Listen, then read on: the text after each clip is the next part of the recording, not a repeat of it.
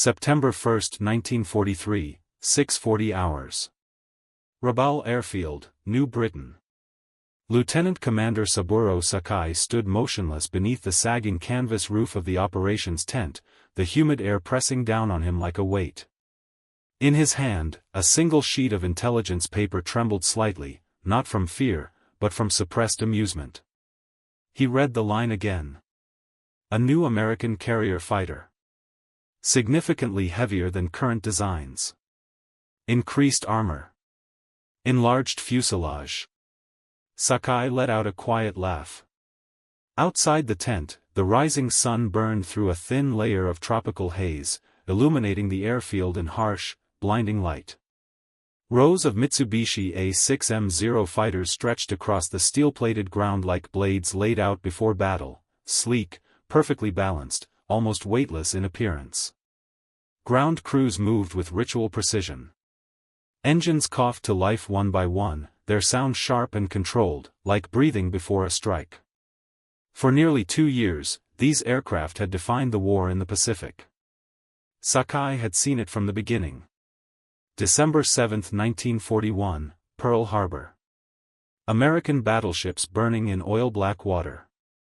Then the Philippines, the Dutch East Indies, Burma. Everywhere the same result. Enemy fighters outmatched. Outturned. Outclassed. The Zero did not simply fight, it dominated. Its secret was not armor. Not firepower. It was absence. No heavy plating. No reinforced fuel tanks. No unnecessary weight. Every kilogram stripped away until nothing remained but speed, range, and perfect maneuverability. A machine designed not to survive hits, but to never be hit at all. Sakai folded the report slowly, slipping it into his pocket. Heavy, he muttered under his breath. They still haven't learned. Beyond the runway, several young pilots gathered around one of the aircraft, laughing as they prepared for the morning briefing. Many of them had never known defeat. Some had never even seen an American fighter survive a dogfight. To them, this new aircraft, the Hellcat, was already decided. Too large. Too slow. Too crude. Another product of American industry attempting to replace skill with steel. Sakai stepped forward into the sunlight, his boots striking the metal surface with a hollow echo. He paused, watching a Zero lift off into the sky, its wings catching the light as it climbed effortlessly, almost gracefully, into the blue. That was how air combat was meant to look. Light. Precise. Elegant. Not heavy. Not mechanical. Not industrial. He closed his one good eye for a moment, feeling the warmth of the sun against his face. Somewhere beyond that horizon, American factories were producing this new machine. Building it in numbers. Shipping it across oceans. But numbers meant nothing in the sky. Up there, victory belonged to the better pilot. The faster turn. The sharper instinct. And in that world, Sakai was certain, Japan still held absolute superiority. What he could not see. What none of the pilots standing on that airfield could yet comprehend. Was that the rules they had mastered were about to become irrelevant. Within weeks, they would encounter an aircraft that did not try to outturn them. Did not try to match their skill. Did not even try to fight on their terms. Instead, it would impose an entirely different kind of war, one defined not by elegance, but by energy, not by precision, but by overwhelming force, not by individual mastery, but by coordination, technology, and production. Within 6 months, the same pilots now laughing beside their aircraft would enter combat knowing something unthinkable. That survival no longer depended on skill. That maneuverability no longer guaranteed victory. That facing this new enemy carried a probability they could not escape. Not uncertainty. Not risk. But near mathematical certainty of defeat. And on that quiet morning in Rabaul, as engines warmed, as crews prepared, as confidence filled the airfield like heat, Saburo Sakai still believed he was standing at the height of Japanese air power. He did not yet realize he was standing at its end. At that moment, the pilots of the Imperial Japanese Navy were certain of one thing: air superiority in the Pacific belonged to them, and would remain theirs. This belief was not arrogance. It was built on experience, on numbers, on 2 uninterrupted years of dominance that seemed to confirm a simple truth: Japanese pilots were unmatched, and their aircraft was superior to anything the enemy could produce. Since December 7, 1941, the record had been overwhelming. At Pearl Harbor, Japanese carrier aviation had lost only 29 aircraft while destroying or crippling 347 American planes. In the Philippines, entire American air units had been erased in days, 103 aircraft destroyed for the loss of just 7 Japanese fighters. Over Darwin, the ratio had been even more brutal: 30 enemy aircraft destroyed for only 2 Japanese losses. Every engagement reinforced the same conclusion. The Zero was not just competitive, it was dominant. Its range exceeded 1,900 miles, allowing it to escort bombers far beyond what Allied fighters could reach. Its turning radius, as low as 600 feet under combat conditions, allowed it to outmaneuver anything it faced. Its lightweight structure gave it climb rates and responsiveness that seemed almost unnatural to Western pilots accustomed to heavier machines. But the real advantage lay not only in the aircraft. It was in the men who flew it. Before the war, Japanese naval aviators underwent one of the most demanding training programs in the world. It took nearly 3 years to produce a combat-ready pilot. Only a small percentage of candidates ever graduated. Those who did entered combat with over 700 flight hours, far exceeding their Allied counterparts in the early years of the war. They were not simply trained pilots. They were specialists. Masters of aerial maneuver.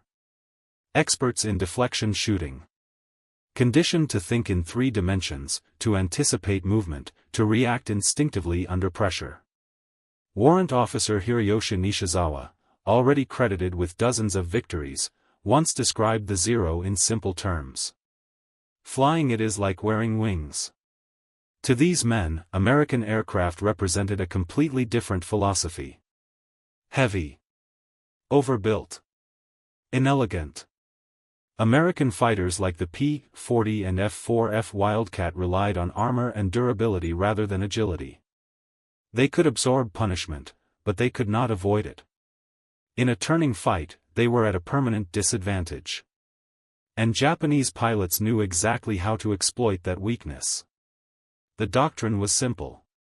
Engage in a horizontal turning battle. Force the enemy into a maneuvering contest. Tighten the circle. Wait for the inevitable mistake. It had worked every time. So when intelligence reports described the new American fighter, the F6F Hellcat, the reaction was immediate and predictable. Heavier than the Zero by more than double. Wing loading far higher. Larger fuselage. More armor. Everything about it suggested one conclusion. It would be slower to turn. Slower to react. Easier to outmaneuver. Captain Minoru Genda, one of the architects of Japan's early victories and a man whose tactical judgment carried enormous weight, reviewed the specifications personally. His conclusion was blunt. The Americans have learned nothing. To him, and to many others, the Hellcat was not a threat. It was confirmation that the enemy still did not understand the fundamentals of air combat. They were trying to compensate for inferior pilots with heavier machines. Trying to replace skill with engineering. Trying to win through mass what they could not achieve through mastery. And in the Japanese view of warfare, that approach was fundamentally flawed. Because in the sky, numbers meant nothing if the pilot could not position himself correctly. Armor meant nothing if you were hit in the first place. Power meant nothing if you could not bring your guns to bear. The Zero had proven this again and again.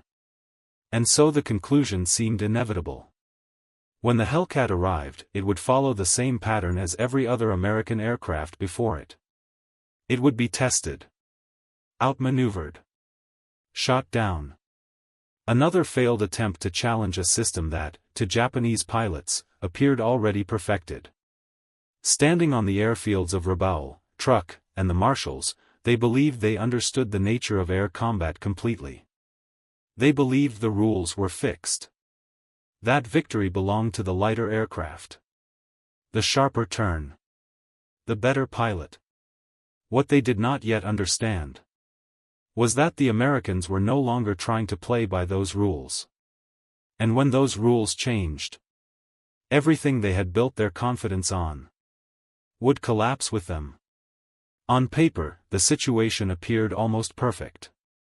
The system that supported Japanese air superiority in the Pacific was not improvised, it was the result of years of refinement, doctrine, and careful engineering decisions that all pointed toward one outcome: dominance in aerial combat. At its center stood the Mitsubishi A6M Zero. A fighter built around a radical idea: remove everything that was not essential to victory in the air. No armor plate. No self-sealing fuel tanks. Minimal radio equipment.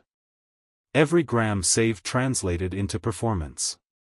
The result was an aircraft weighing just 5,800 pounds fully loaded, less than half the weight of the new American Hellcat, which exceeded 12,000 pounds. This difference defined everything. The Zero's wing loading, approximately 22 pounds per square foot, allowed it to turn inside any opponent. Its turning radius could drop to nearly 600 feet in combat conditions. Its range exceeded 1,900 miles, enabling operations across vast stretches of ocean where Allied fighters simply could not follow. It was not just a fighter. It was a strategic weapon. And it was supported by a system designed to maximize its strengths. Highly trained pilots with 600 to 700 flight hours before combat. Proven tactical doctrine centered on maneuver warfare. Combat experience across China and the early Pacific campaigns. Coordinated carrier operations perfected over years of exercises. Everything aligned. Everything reinforced the same conclusion. In a one-on-one engagement, the Zero would win. Even against multiple opponents, it often did. The numbers seemed to prove it. By early 1943, Japanese naval aviation had achieved kill ratios that defied conventional military logic. In some theaters, the ratio exceeded 10 to 1.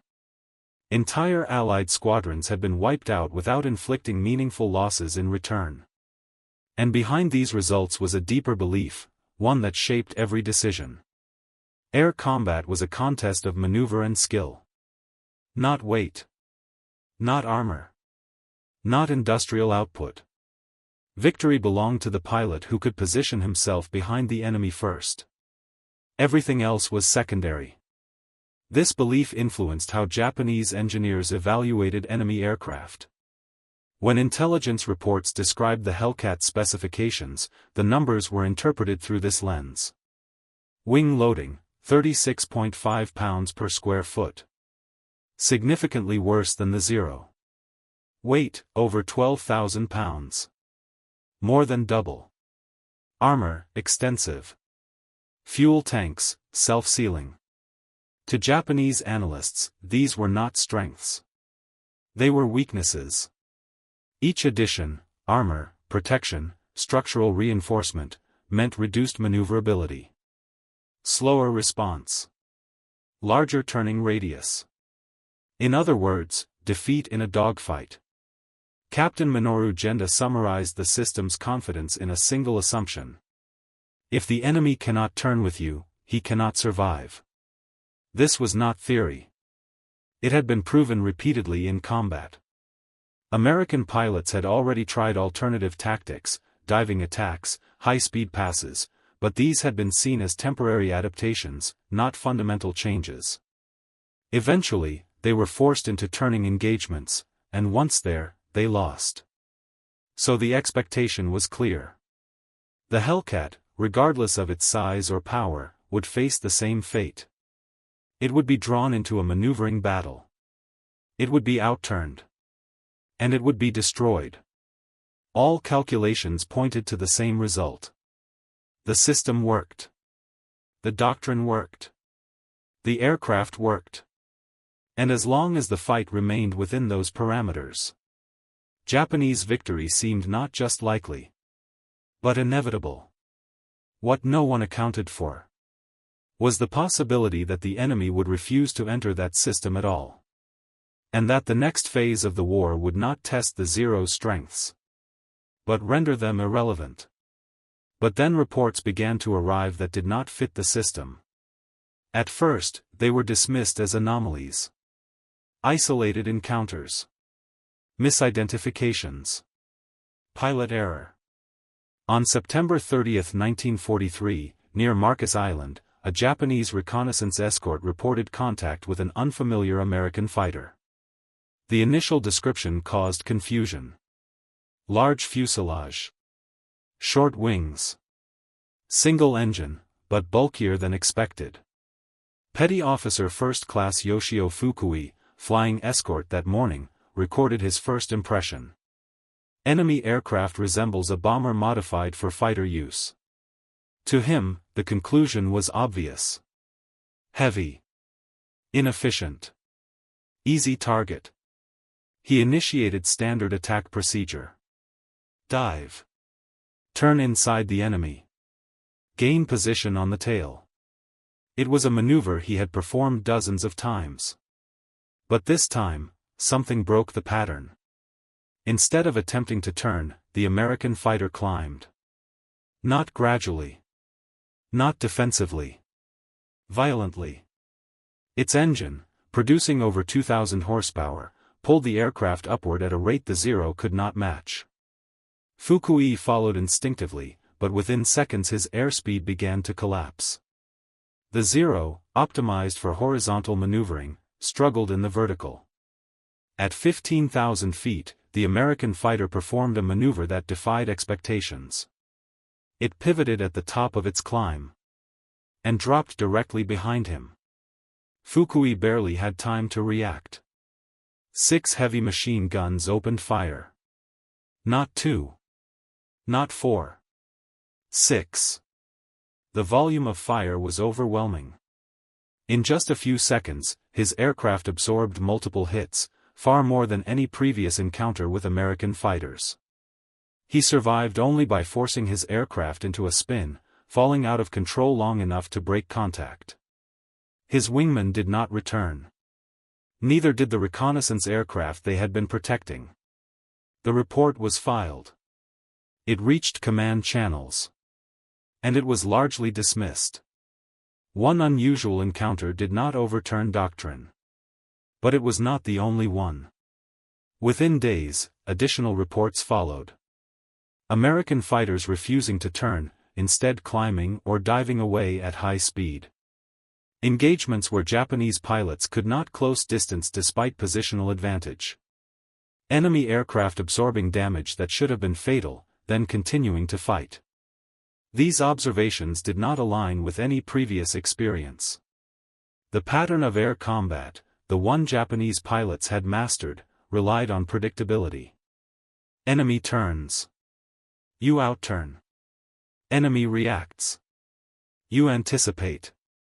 Enemy fails. You destroy. But now, the enemy was no longer reacting as expected.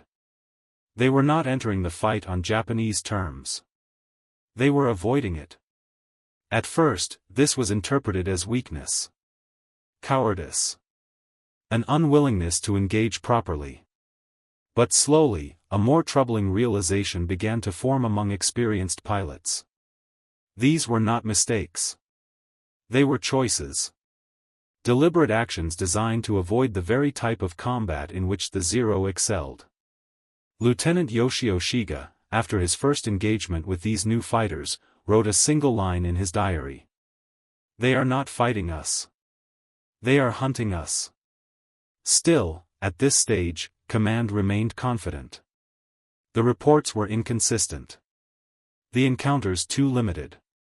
The system too proven to be questioned. But something had changed. The enemy was no longer behaving like an inferior force trying to survive. They were behaving like a force that understood exactly what they were doing, and was choosing not to play by the rules. For the first time since the beginning of the war, there were signs that the sky itself was changing. And those signs were being ignored. Then it became clear what was really happening. The scattered reports were not isolated incidents. They were the first glimpses of a completely different kind of air war. On October 5, 1943, during an American carrier strike against Wake Island, Japanese pilots from the 252nd Air Group scrambled to intercept what appeared to be another routine raid. 12 Zeros climbed to 20,000 feet. They held every advantage. Altitude. Position. Surprise. Below them, they spotted the enemy formation. 12 American fighters. At first glance, nothing unusual. But as the Japanese pilots prepared to dive, something felt wrong. The formation did not break. It did not scatter. It did not react. The American fighters held position, tight, controlled, deliberate. And then the scale of the difference began to reveal itself. These were not isolated aircraft. They were part of a system. As the Zeros initiated their attack, diving to engage, the Hellcats responded not by turning, but by accelerating. They entered a shallow dive, building speed instead of sacrificing it. They did not attempt to outmaneuver. They prepared to overpower. And then, in a matter of seconds, the engagement transformed. The Japanese pilots realized they were not facing individual fighters reacting independently. They were facing coordinated units. Pairs. Sections. Divisions. Each aircraft supporting the other. Each movement calculated. Each position covered. The sky was no longer empty space, it was structured. Controlled. Occupied. Not dozens. Not scattered contacts. But an organized presence that extended across altitude layers and positions. As the first Zero opened fire, expecting to catch the enemy in a turn, the Hellcats absorbed the attack. Rounds struck their armored fuselages. Fuel tanks ignited briefly, then self-sealed. Pilots who should have been killed continued flying. And then the counterattack began. From above, additional Hellcats dropped into the fight. From below, others climbed into position. The Japanese formation, which had expected a clean engagement, suddenly found itself surrounded by overlapping threats. It was no longer a duel. It was an environment. Within minutes, the scale became undeniable. Not in numbers alone, but in coordination. In structure. In control of the battle space itself. 8 Japanese fighters were shot down. Not one Hellcat was lost. For the first time, experienced pilots began to understand that what they were seeing could not be explained by individual aircraft performance alone. This was something larger. Something systemic. Something that could not be countered with maneuver alone. Lieutenant Shiga, one of the survivors, would later write. They were everywhere we needed them to be, before we even knew we needed to look. The realization spread slowly, but once it took hold, it could not be ignored. This was not a better fighter. This was a different kind of war. And for the first time, Japanese pilots were no longer controlling the fight. They were entering it on someone else's terms. With each passing engagement, the situation grew worse. What had begun as isolated anomalies turned into a consistent pattern, and then into a crisis that could no longer be ignored. Reports from across the Pacific began to align. Different units. Different locations. Same outcome. Japanese pilots were no longer dictating the terms of combat. They were reacting. And reaction, in air combat, meant disadvantage. Field reports started to reflect a shift not just in tactics, but in results. Experienced pilots failing to secure firing positions despite initial advantage. Enemy aircraft surviving damage that would have destroyed any previous opponent. increasing losses during interception missions that had once been routine. The numbers began to change. Not gradually. Abruptly. In one engagement after another, Japanese formations entered combat expecting to dominate, only to be broken apart within minutes. The reason was becoming clear. The Hellcat was not simply resisting the Zero's strengths. It was neutralizing them. Every maneuver that had once guaranteed success now created vulnerability. Turning, once the decisive move, bled speed and made Japanese fighters easy targets for diving attacks. Climbing, once a way to gain advantage, was now matched or exceeded by the Hellcat's powerful engine. Even disengagement became dangerous. The Hellcat could pursue in a dive at speeds the Zero could not safely reach without risking structural failure. The entire tactical framework was beginning to unravel. And as it did, new problems emerged. Fuel consumption increased as pilots were forced into longer, more aggressive maneuvers. Ammunition expenditure rose as targets became harder to hit. Engagement times shortened, but losses increased. Worse still, the psychological pressure began to build. Pilots who had entered combat expecting victory now found themselves under constant threat. At every altitude. At every angle. There was no safe position. Lieutenant Commander Tadao Tanamizu, one of the few veterans to survive repeated encounters, began briefing new pilots with a tone that broke from traditional confidence. "Do not expect the enemy to behave as before," he warned. "They will not turn. They will not hesitate. And they will not give you time." The escalation was not just tactical. It was systemic. American fighters operated in coordinated pairs and layered formations. While one engaged, another positioned itself unseen. While one climbed, another prepared to dive. Every movement created pressure. Every action triggered a response. Japanese pilots, trained to fight individually, now faced a system designed to overwhelm them collectively. And the consequences became visible in the reports. Losses increased not only among inexperienced pilots, but among veterans. Men with dozens of victories. Men who had survived since the beginning of the war. They began to fall. Not because they had lost skill, but because the environment of combat itself had changed beyond recognition. By late 1943, commanders could no longer ignore the trend. What had once been a predictable equation, skill plus maneuver equals victory, was no longer producing the expected result. Now, every engagement carried a new uncertainty. And with that uncertainty came something far more dangerous than defeat. Loss of confidence. Because once a pilot entered combat unsure of the outcome, the advantage was already gone. The system that had once guaranteed superiority was no longer functioning. And for the first time since the war began, Japanese air power was no longer advancing. It was beginning to break. The problem, in the end, came down to one simple reality. Japan and the United States were no longer fighting the same kind of war. On one side stood the Imperial Japanese Naval Air Service, built on precision, discipline, and individual mastery. It had highly skilled pilots with years of training. Aircraft optimized for maneuverability. Proven combat doctrine based on turning engagements. Early war experience that reinforced its methods. It was a system built around excellence at the individual level. Every pilot mattered. Every aircraft was carefully maintained. Every engagement relied on skill.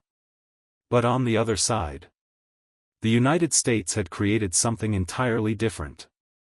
It had aircraft designed not just to fight, but to survive damage. Engines producing over 2,000 horsepower, enabling vertical combat. 6 heavy machine guns delivering overwhelming firepower. Radar-guided control systems that positioned fighters before visual contact. Continuous pilot training programs producing thousands of new aviators.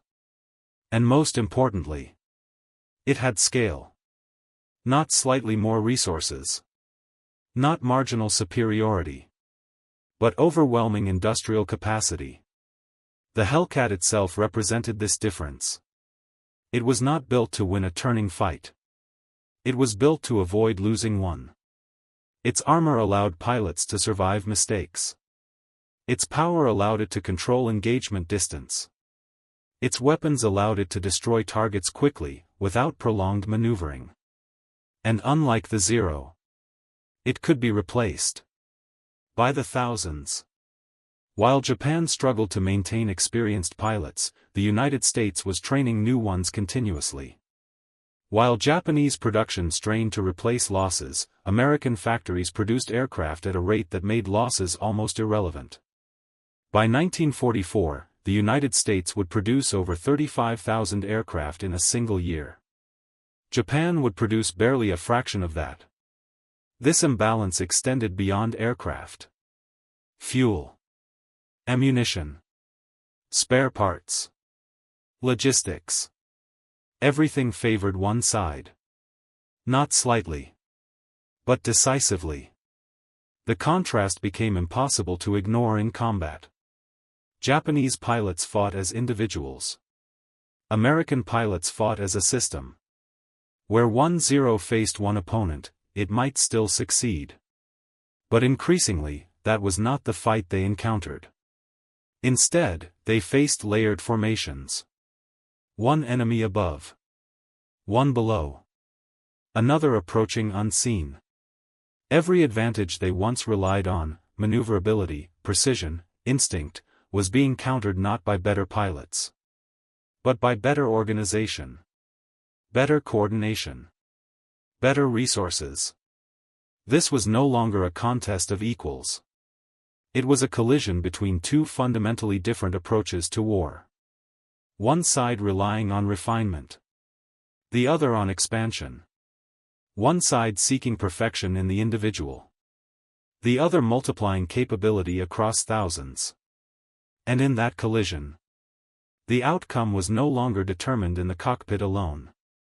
It was determined in factories. In training schools. In supply chains stretching across oceans. It was a confrontation between limitation and abundance.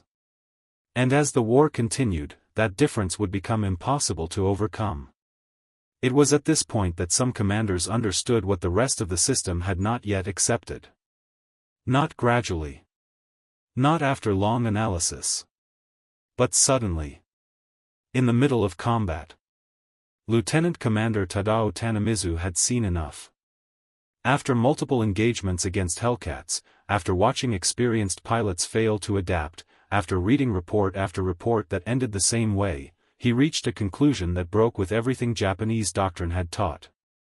The Zero was no longer the decisive factor.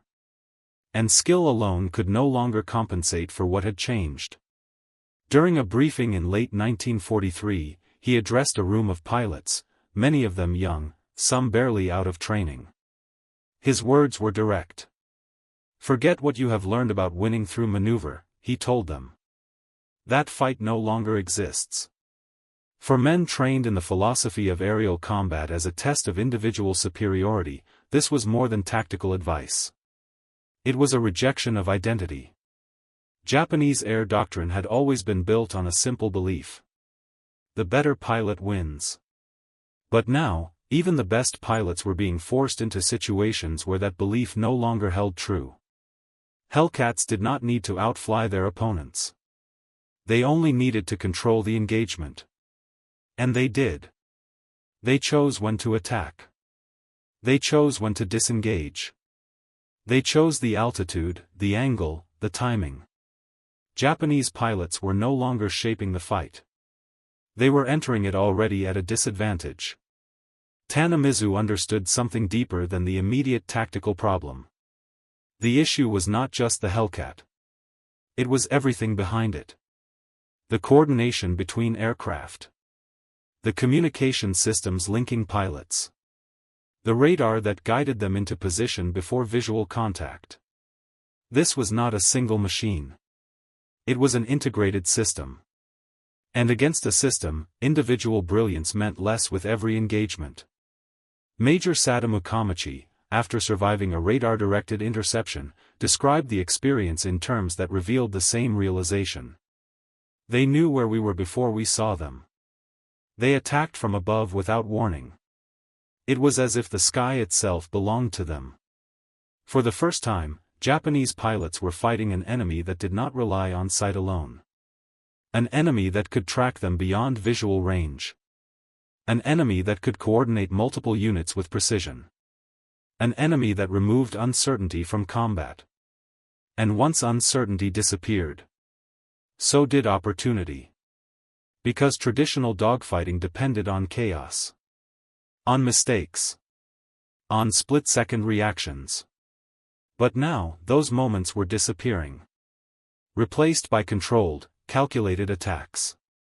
Tanamizu later summarized the situation in a way that few were ready to accept at the time. We are no longer engaging pilots. We are engaging a machine that includes the pilot. That was the moment of realization. The understanding that the war in the air had fundamentally changed.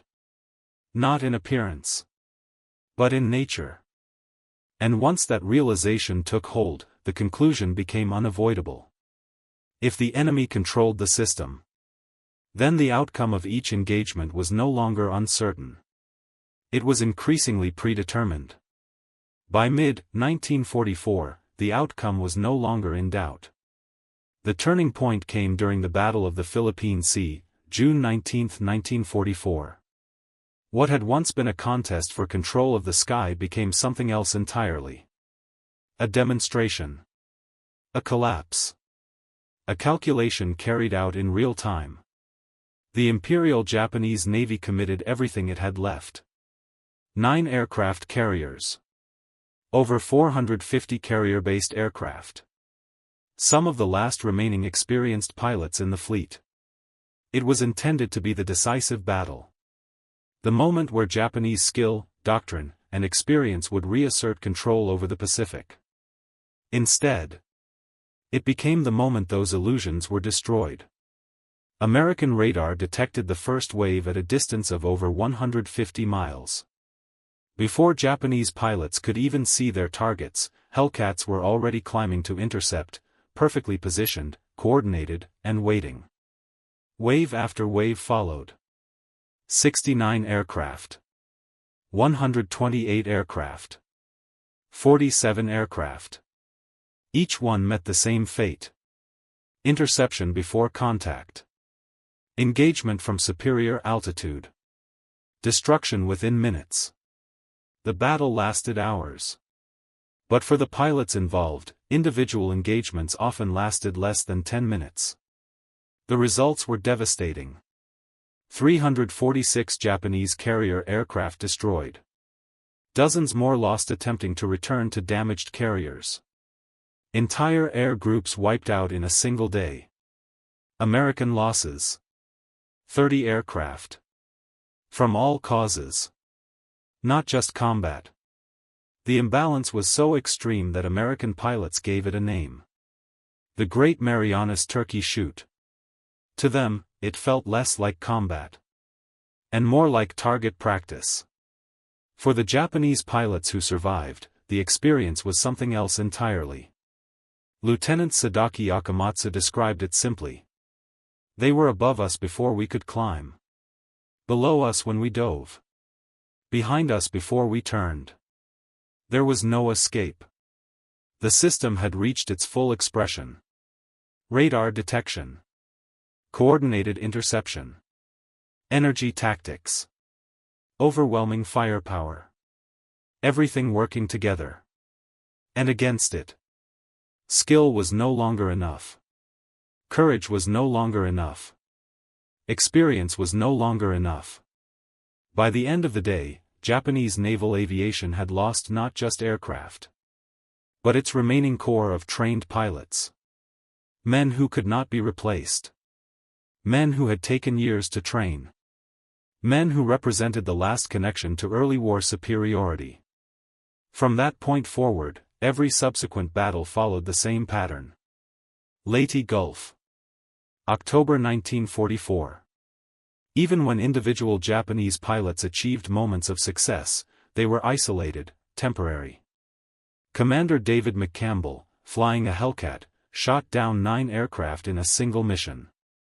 7 Hellcats routed 60 Japanese aircraft. No losses. The imbalance had become absolute. By 1945, the situation had reached its final stage. Japan could no longer contest the air. Pilot training had been reduced to weeks instead of years. Fuel shortages meant minimal flight hours. Aircraft were launched not for victory, but for sacrifice. The rise of kamikaze attacks was not a strategy of strength.